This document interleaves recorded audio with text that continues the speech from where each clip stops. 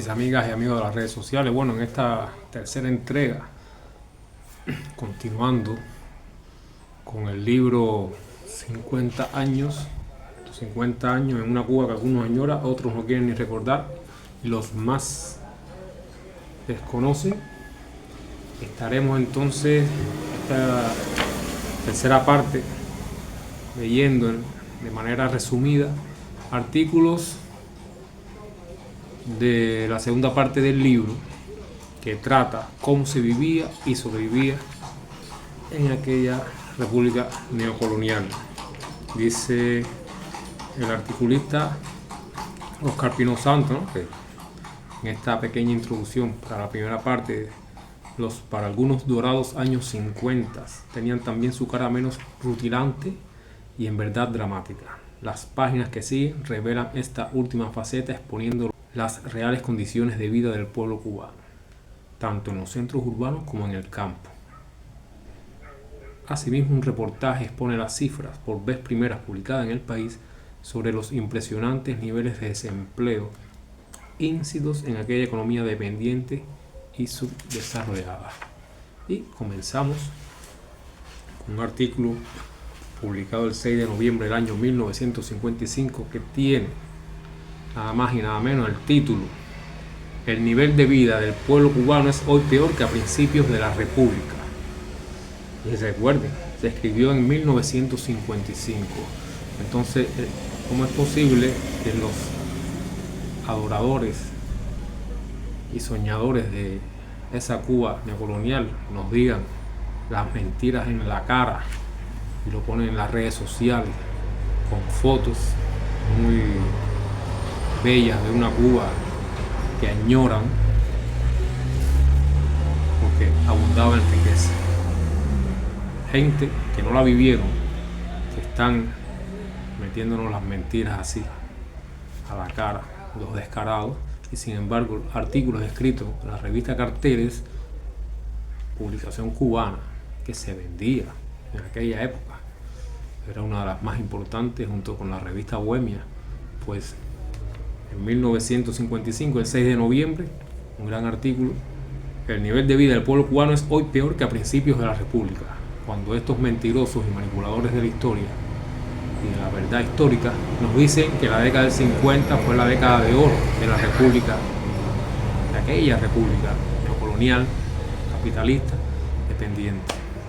Pues leamos aquí para darle una bofetada a base de argumentos y verdades a estos mercenarios sinvergüenza que nos quieren vender gato por liebre. En 1915, por ejemplo, el ingreso real per cápita de los cubanos fue de 289 pesos. Sin embargo, en 1954 solo fue de 205 pesos. Pues los cubanos debieron comer, calzar, vestir peor y en general disfrutar menos de la vida que 40 años atrás. Esto es más trágico de lo que parece a simple vista, porque no se trata de un hecho accidental, sino de una definida tendencia nacional hacia la pauperización que se viene perfilando desde 1925. De entonces acá las condiciones materiales de nuestro pueblo han ido empeorando y, salvo pasajeras mejorías, permanecieron casi siempre en límites inferiores a los vigentes en el periodo inmediato anterior a la fecha citada. Todo lo contrario a los mercenarios pagados o por cuenta propia del imperio, que nos quieren dibujar una Cuba que nunca existió. El empeoramiento progresivo de las condiciones de vida de la población es el problema social económico más grave y trascendental que tiene Cuba ante sí. Aunque de ello no se hable nunca en sus medios políticos y politiqueros, usualmente demasiado ocupados en la rapaz defensa de los intereses personales para poderse dedicar a atender a cuestiones que sí son fundamentales para la nación.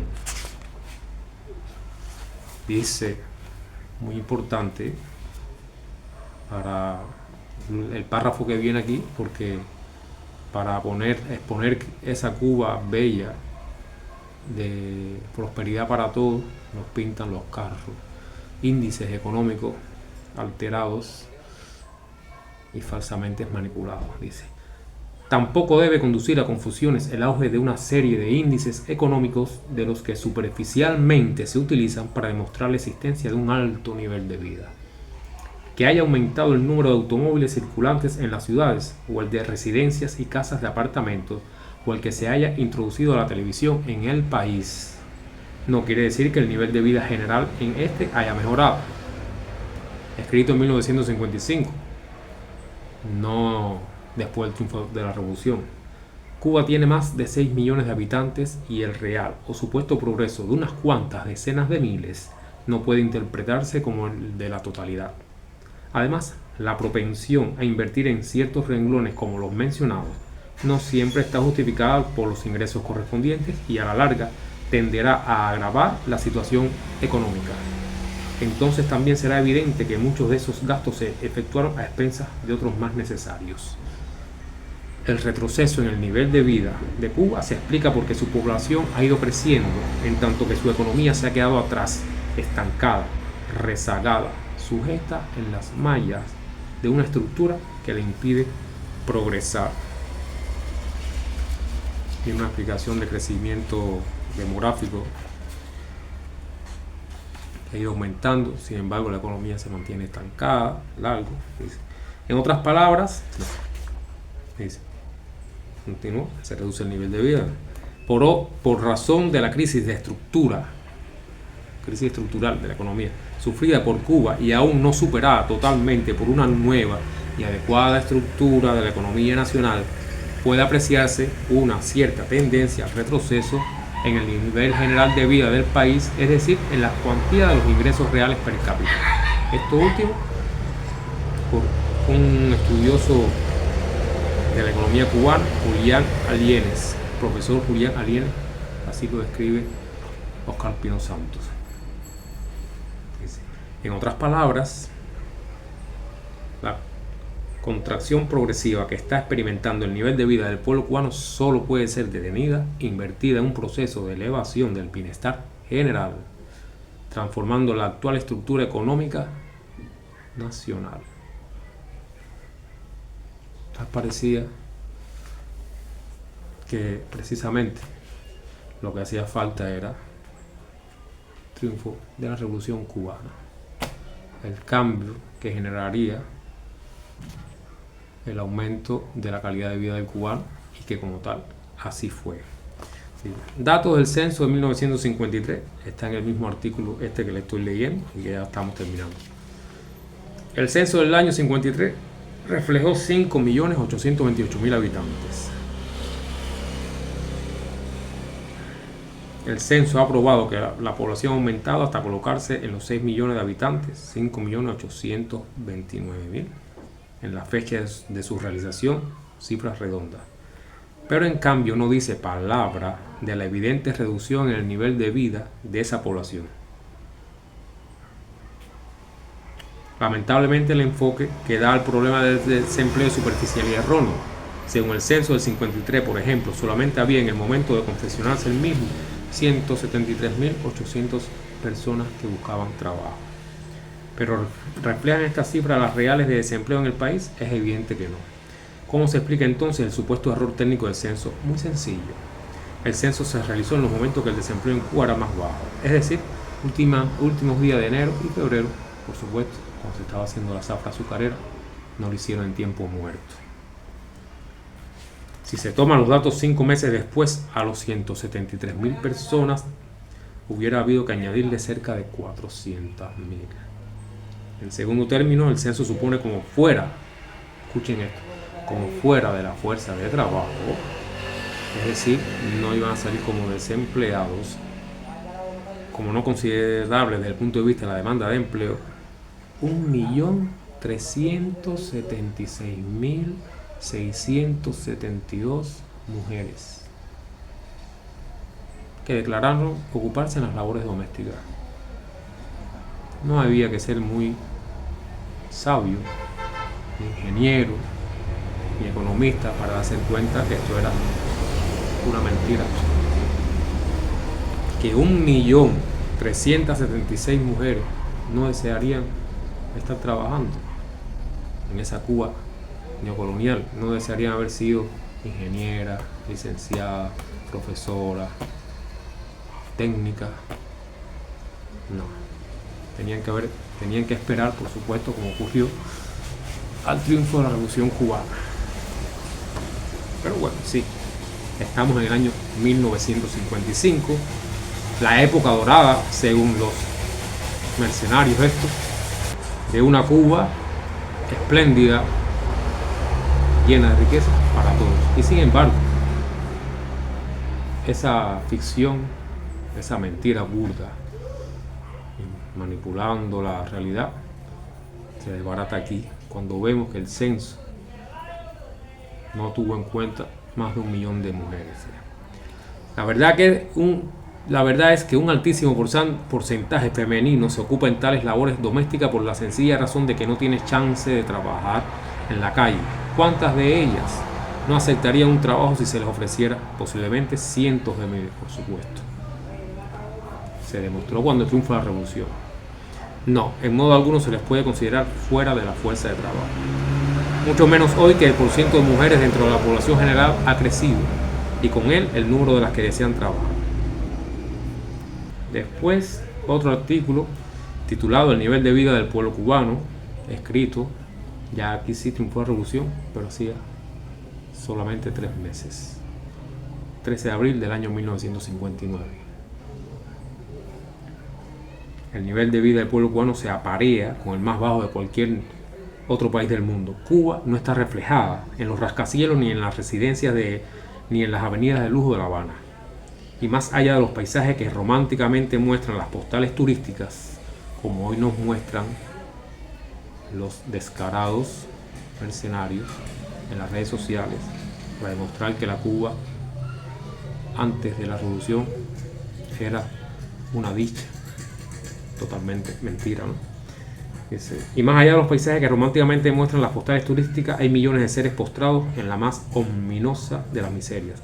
Creo que fue un sociólogo norteamericano, Lowry Nelson, Rural Cuba, Universidad de Minnesota, 1951. Bueno, el que dijo que el nivel de vida en los campos cubanos rivalizaba en pobreza con el de los más pobres países asiáticos. Un norteamericano. En su época retrató esa Cuba real. Las investigaciones realizadas prueban que esa versión no corresponde solo a estampas alejadas y fragmentarias, sino a un fenómeno social en gran escala. Después viene explicando varias cosas. No son exagerados los cálculos hechos acerca de que el 30%, después habla de la población urbana, ¿no?, de la población de la ciudad de La Habana, por ejemplo, malvive hacinada en las covachas solares, casas de inquilinato y barrios de indigentes. Imagínense. Dice, las cifras son verdaderamente impresionantes. Durante el año de la encuesta, una encuesta realizada sobre el empleo, la fuerza de trabajo estaba representada por 2.204.000 personas, de las cuales solo tenían empleo 1.439.000, es decir, el 62,2%, excluyendo ahí de la fuerza de trabajo a los incapacitados permanentemente, a los jubilados, a los pensionados y rentistas y a las amas de casa. O sea que se excluyó del cómputo a un porcentaje sustancial de la población,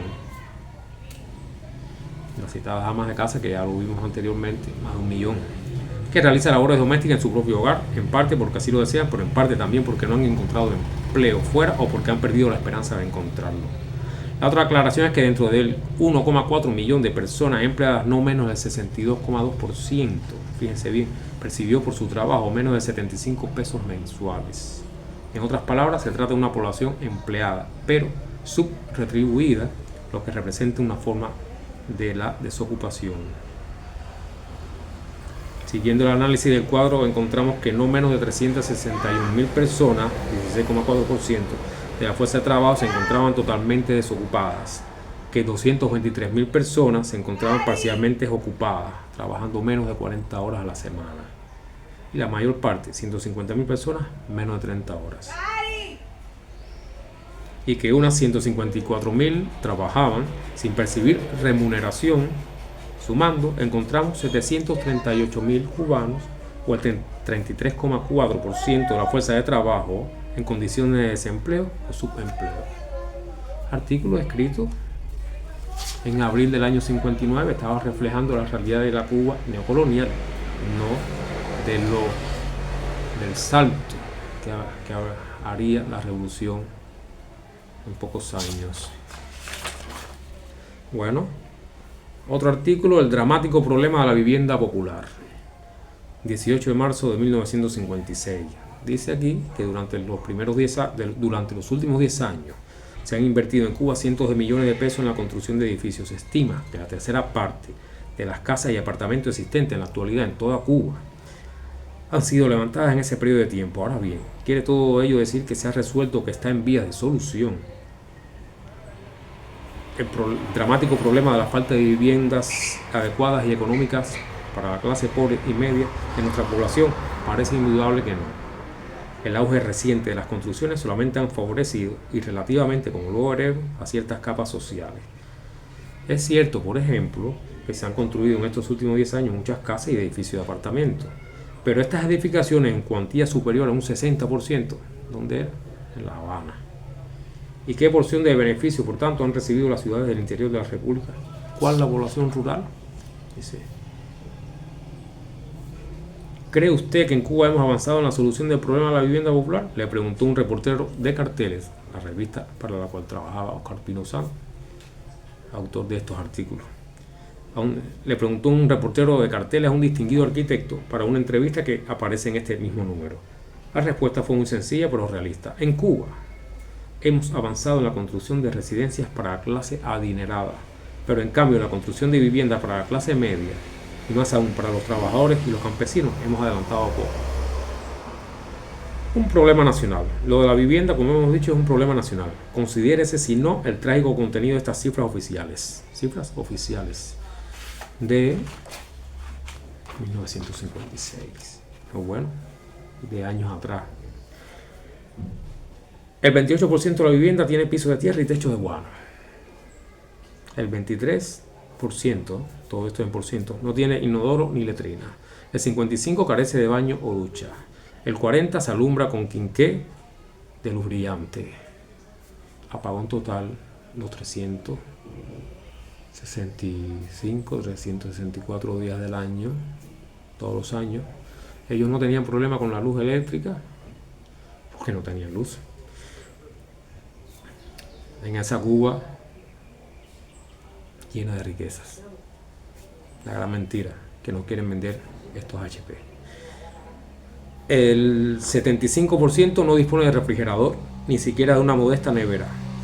Todo esto, en pocas palabras, significa que en nuestro país una gran parte de la población, cerca de la mitad, vive en condiciones físicas que no son superiores a las de los indígenas que habitaban la isla en la época del descubrimiento.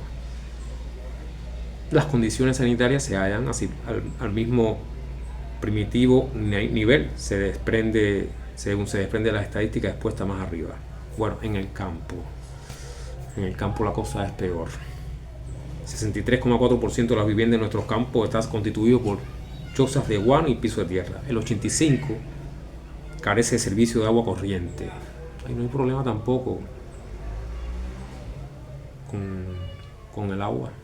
No tenían acueducto. El 55% de todas esas viviendas carece de inodoro o siquiera de letrina, lo que explica en parte el espantoso apogeo del parasitismo que les roe las entrañas a nuestro guajiro. Ponerle además que en los campos de esa Cuba, que añoran mucho, no existía un solo hospital, ni había médicos, ni posta médica.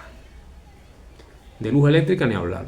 Cuando cae la tarde, en el 88% de esos bohíos hay que encender el quinqué. Cuando cae la tarde, en el 88% de esos bohíos hay que encender el quinqué cuando se dispone de luz brillante. Y el refrigerador o de nevera, ¿qué decir? Solamente el 3% de los hogares rurales cubanos dispone de alguno de estos artefactos. La conservación de alimentos, pues, apenas se conoce. Bueno, y en la ciudad, nada menos que el 35% de las viviendas carece de baño o ducha y el 62,5% no tiene refrigerador ni nevera. En La Habana, 23 barrios de pobreza y corrupción extrema. Pero en las otras ciudades del interior de la República, como dice el autor, por favor. En los solares, un estudio realizado en años recientes, se llegó a estimar que en La Habana más de 300.000 personas viven, a tercera parte de su población total, vivía en los solares.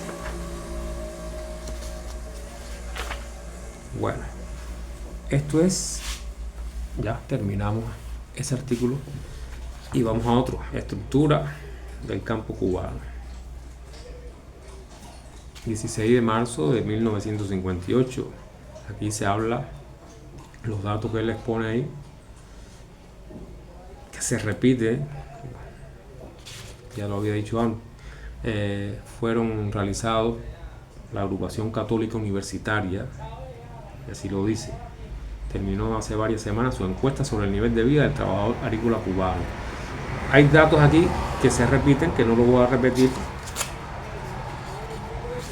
con lo que había leído anteriormente, porque aquí habla de cómo se alumbraban, de cosas de la vivienda. El obrero agrícola no dispone como promedio de más de 25 centavos diarios para comer, vestir y calzar. El 60% de ellos vive embobido de techo de guano y piso de tierra, sin servicio ni letrina sanitaria, sin agua corriente y sin electricidad. El 85% de esas covachas solamente tienen una o dos piezas en las que debe asignarse a la familia rural, hombres, mujeres y niños, para dormir. El 44% de los obreros agrícolas no pudo asistir jamás a una escuela. El 43% permanece en la oscuridad del analfabetismo. Esa Cuba que muchos añoran y desean de manera fehaciente que se caiga la revolución, porque la Cuba que quieren es esa, lo de los analfabetos, los llenos de parásitos, todas esas cosas, ¿no? Esos obreros y su familia, vayamos a ver qué bien contrasten con esas fotos que nos ponen de bodegas y mercados llenos de alimentos. Dice, se alimentan fundamentalmente a base de arroz y frijoles. Solamente un 11% de ellos toma leche. Solamente un 4% come carne. Solamente un 2% come huevos. Su alimentación tiene un déficit promedio de más de 1000 calorías diarias. Imagínense. Sin embargo, nos ponen las bodegas repletas de todos los productos y estas personas seriamente subalimentadas. Y la carencia de vitaminas y elementos minerales en tal régimen dietético no por incalculable es menos evidente. Así, a la insalubridad y la ignorancia se une la desnutrición como factor descriptivo esencial de las condiciones vitales de este sector del pueblo cubano. De ahí a la degeneración física solo hay un paso. ¿Se ha dado? Quizás. Dice, la encuesta católica universitaria probó que el 14% de los obreros agrícolas de este país padece o ha padecido de tuberculosis y el 13% ha padecido de tifoidea y que el 36% se confiesa parasitado, lo que quiere decir que el porciento real es mucho más alto. No es balde, un técnico norteamericano que nos visitara recientemente declaró que las condiciones de vida en las áreas rurales de Cuba eran las más infelices del mundo, más infelices conforme a su experiencia que la de la mayoría de los pueblos atrasados de África y Asia. Imagínense, esto es cifras reales que se publicaron en la prensa de la época. Habla de lo necesario que es hacer la reforma agraria, de los problemas de la élite cerrada y rígida, acuérdense, república neocolonial, y todo el problema que el campesino, el campo. 24 minutos, creo que ya demasiado. Aquí también está la dramática situación en los campos cubanos, pero atendiendo a los trabajadores del sector azucarero, que en aquel momento, aquella época, era el el sector fundamental, la que le daba la mayor riqueza al país. Y los datos son espeluznantes, lo vieron con sus propios ojos, hay fotos aquí, los niños de esas familias también desnutridas, descalzas, analfabetos, que comen, lo poco que comían, el costo de la vida.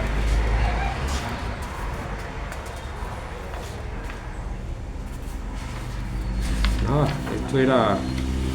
Y en la próxima entrega, entonces les leeré, va a ser nada más un artículo que impactó mucho, escrito el 26, publicado el 26 de septiembre del año 1954, pero que impactó mucho en la opinión pública nacional. Y el título era como un golpe, un mazazo. 1.235.000 personas desocupadas en Cuba. Pero bueno, ese será en la próxima entrega. Continuamos con esta parte, haciendo un resumen, un poquito largo quizás, de los años 50, recopilación de algunos de los artículos que escribió Óscar Pino Santos, y que junto con él fue el gran fotógrafo cubano Raúl Corrales, para dejar testimonio gráfico de esa Cuba que no debemos de desconocer, porque si desconocemos la historia, si la desmemoria nos invade el pensamiento, entonces repetiríamos errores que después nos estaría pesando como nación, ¿no? Sería el error sería perder la revolución y volver a repetir esa época capitalismo dependiente neocolonial, donde esos males, quizás le pongo un cuño, se multiplicarían. Sería mucho peor que como fue en la década del 50, porque entonces toda esa resistencia del pueblo cubano que hemos hecho a lo largo de estas más de 6 décadas de revolución, pues nos la cobrarían bien duro. Hasta la otra parte del video para continuar con este libro. Chao.